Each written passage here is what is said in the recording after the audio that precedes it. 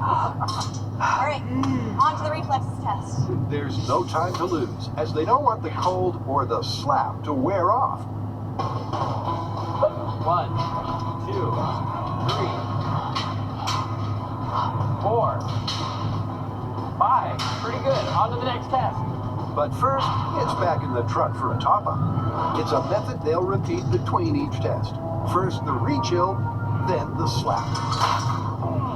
All right, quick. To the next challenge.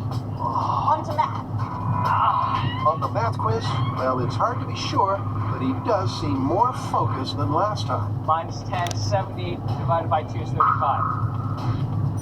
That's time. Not as good as the practice, but better than the control. You got 1 out of 3. Off to the chill and the slapping. It's fun to watch, but let's spare a thought for the man with his face on the line. I'm starting to feel bad for him. Me too. Just a little.